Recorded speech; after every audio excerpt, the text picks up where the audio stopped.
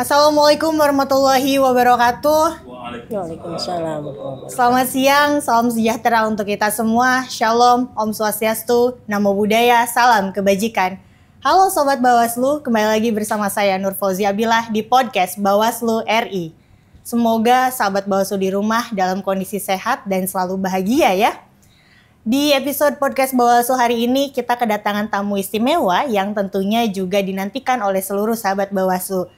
Langsung saja kita sapa anggota Bawaslu Republik Indonesia sekaligus Koordinator Divisi Pencegahan, Partisipasi Masyarakat dan Hubungan Masyarakat, Ibu Loli Suhenti yang akrab disapa Teh Loli. Selamat siang Teteh. Selamat siang, sehat? Alhamdulillah, Teteh gimana kabarnya? Baik. Alhamdulillah. Terima kasih Teteh sudah membersamai kita di episode Bawaslu hari ini, tentunya di tengah padatnya aktivitas persiapan pemungutan suara ulang ini Teh. Sahabat Bawaslu dan kita semua butuh sharing knowledge nih bersama Teteh terkait dengan masa non tahapan ini. Nah, kita kan masuk di masa non tahapan, masyarakat pastinya banyak yang mempertanyakan nih Teh, kinerja Bawaslu itu ngapain aja sih Teh? Nah, tentunya juga Bawaslu penting untuk kemudian menyampaikan kerja-kerja kelembagaan. Saya dapat informasi Bawaslu telah melaksanakan kick-off pendidikan pengawas partisipatif pada tanggal 7 di Sumatera Utara. Boleh diceritakan sedikit Bu ke sahabat Bawaslu sebetulnya pendidikan pengawas partisipatif ini apa sih Bu? Jadi sebenarnya ada dua inti pertanyaan yang Nur Fauzi sampaikan ya. Baik. Kalau saya boleh tangkap. Pertama, kerja Bawaslu tuh ngapain sih di masa non tahapan? Di masa non tahapan sebagai sebuah kelembagaan pengawas pemilu yang dia ada masa kerjanya selama 5 tahun, baik itu di level Bawaslu RI, Bawaslu Provinsi, dan Bawaslu Kabupaten Kota, maka sesungguhnya masih banyak PR tugas yang harus dilaksanakan oleh Bawaslu.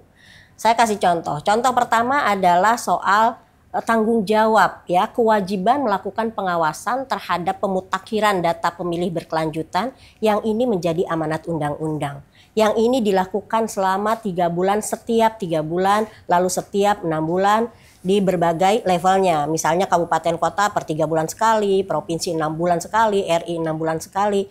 Yang namanya pemutakhiran data pemilih berkelanjutan ini menjadi salah satu konsentrasi serius dalam melakukan pengawasan di masa non tahapan. Nah ini sebagai salah satu contoh ya, biar masyarakat juga, publik juga tahu bahwa Bawaslu itu bukan nggak ada kerjanya ketika masa non tahapan. Yang kedua adalah soal pendidikan pengawas partisipatif. Yang namanya meningkatkan pengawasan partisipatif dari masyarakat, ini juga kewajiban yang melekat karena menjadi tugasnya Bawaslu yang diamanatkan oleh undang-undang.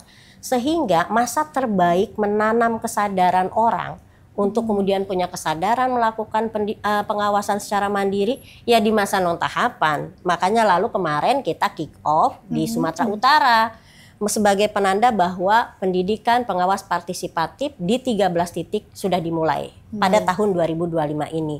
Kita tentu mengupayakan bisa dilakukan di seluruh provinsi dan kabupaten kota yang ada di Indonesia.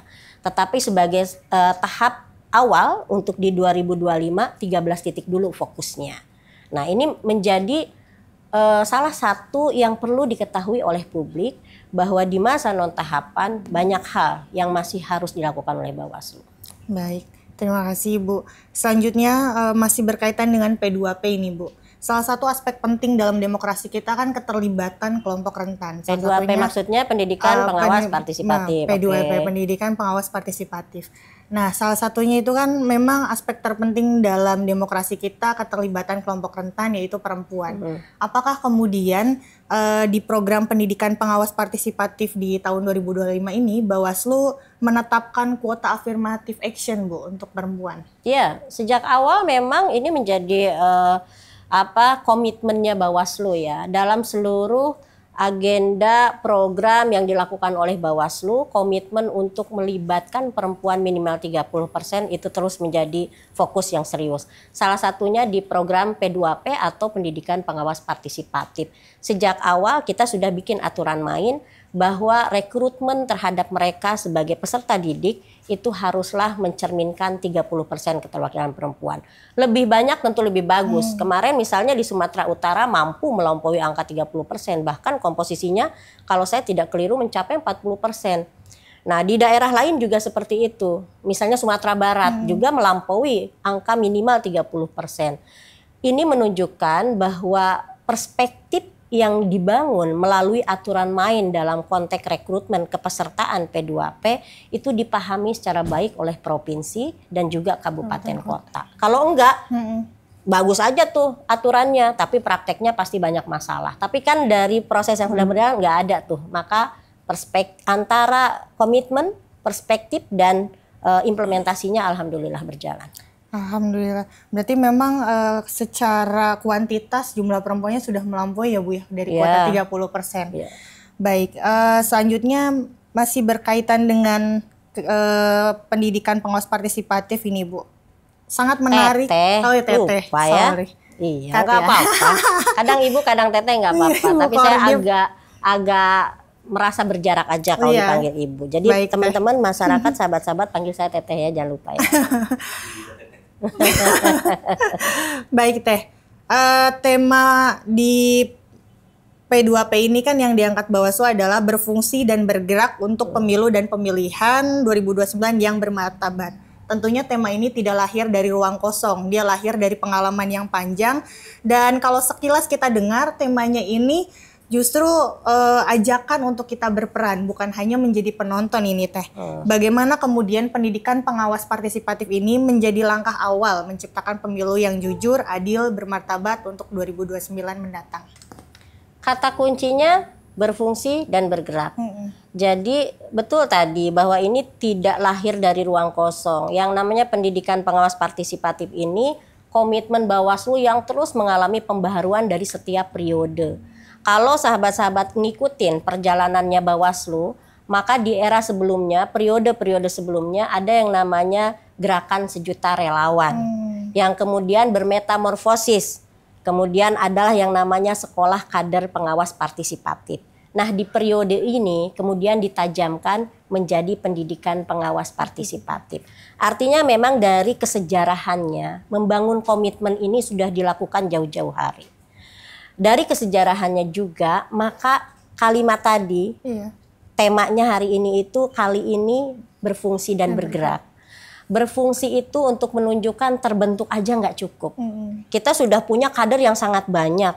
Dari periode-periode sebelumnya bahkan dalam ingatan saya mencapai 28.000. Tapi kemudian dalam perjalanannya ada yang mati suri, ada yang bahkan nggak muncul-muncul lagi, ada yang bergerak terus. Sehingga angka 28 itu kalau dari database terakhirnya Bawaslu, seingat saya di angka 19.000 sekian.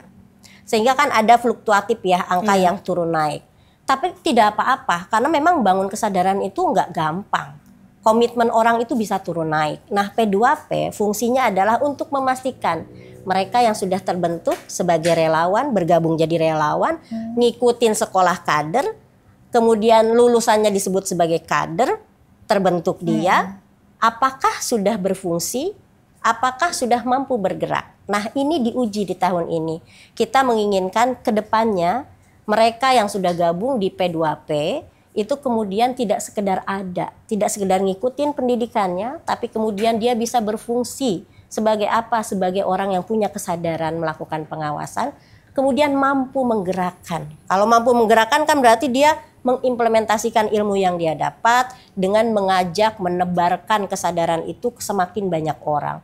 Gak usah muluk-muluk dari keluarganya sendiri, gak usah jauh-jauh dari lingkungannya sendiri, dari komunitasnya sendiri. Itulah makna dari kenapa temanya berfungsi dan bergerak. Oke, menarik sekali Teh. Selanjutnya Teh, kalau kemudian masyarakat yang mungkin belum sempat terlibat nih Teh di pendidikan pengawas partisipatif, apa langkah kecil yang bisa mereka lakukan dalam menjaga demokrasi kita ya Teh? Kalau yang belum bergabung di program secara formalnya, program P2P atau pendidikan pengawas partisipatif, jangan khawatir. Seluruh link, informasi, edukasi yang dilakukan oleh Bawaslu di berbagai level itu selalu bergerak setiap hari. Setiap saat selalu bergerak. Kalau sahabat-sahabat nggak percaya, silahkan cek. Minimal misalnya di akun pribadi saya. Akun pribadi saya ini bisa dilihat oleh semua orang sebagai media untuk memberikan informasi, untuk mengedukasi, bahkan sekedar diskusi ringan. Maknanya apa? Supaya yang namanya program formal yang kita kemas di 13 titik, kita akui tidak akan bisa menjangkau semua orang karena keterbatasan anggaran. Tetapi karena ini yang didorong adalah semangatnya, perspektifnya, pengetahuannya, maka ruangnya menjadi sangat terbuka dengan era digitalisasi. Nah, inilah yang didorong oleh Bawaslu, memperluas medan edukasi, informasi, semuanya ya, termasuk transformasi pengetahuan itu melalui media digital. Jadi sahabat-sahabat yang belum bergabung, pantengin terus aja berbagai akun media sosialnya Bawaslu, karena di situ sudah terdapat pengetahuan, sudah terdapat juga waktu untuk berinteraksi secara langsung. Jadi sahabat-sahabat ruangnya terbuka. Tetapi tentu kita pengen kalau ada diskusi-diskusi mendalam, kalau misalnya kayak gini nih, melalui podcast atau melalui live Instagram waktunya sangat terbatas, publik tetap bisa mengakses kantor Bawaslu. Jadi kantor Bawaslu itu terbuka loh sahabat-sahabatku sekalian, silahkan datang, pojok pengawasannya masih ada, pojok literasi digitalnya juga masih ada, jadi mari kita manfaatkan. Baik, sesuai arahan Bu Kordif, langsung saja ya sahabat Bawaslu, follow Instagram Bawaslu RI, kemudian Teh Loli @loli saja. Ya. Oke, selanjutnya ini kita ada request Bu Kordif, mungkin ada pesan dari Bu Kordif untuk kader pengawas partisipatif di seluruh Indonesia. Untuk seluruh kader pengawas partisipatif, tanggung jawab itu sudah melekat ketika kita ada dalam satu kesadaran yang sama.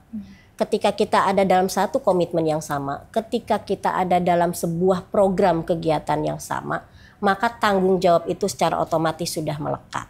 Karena tanggung jawab sudah melekat, maka mari kita bikin report ya. Saya ini terbiasa bikin report nih.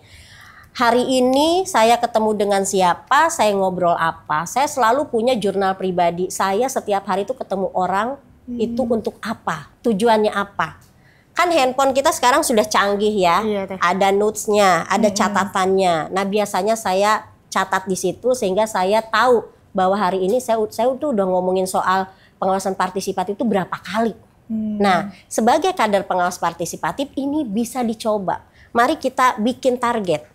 Dalam satu hari saya harus ngomong soal mengawasi demokrasi Indonesia. Setiap hari saya harus ketemu minimal satu orang yang saya ajak bicara. Maka ketika kita sudah bisa melakukan itu, kita akan terbiasa.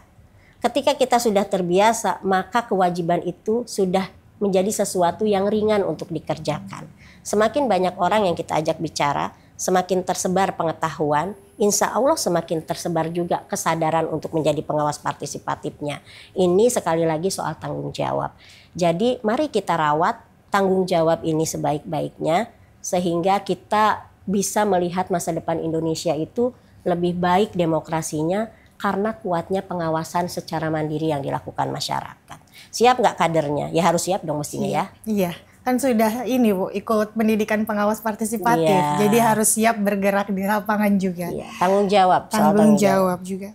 Baik. Tidak terasa waktu begitu cepat Bu Kordif. Terima kasih Bu Kordif atas waktunya, obrolan hangatnya yang penuh insight. Tentunya ini bukan hanya membuka wawasan kita, tapi juga menumbuhkan semangat partisipasi masyarakat dalam menjaga demokrasi.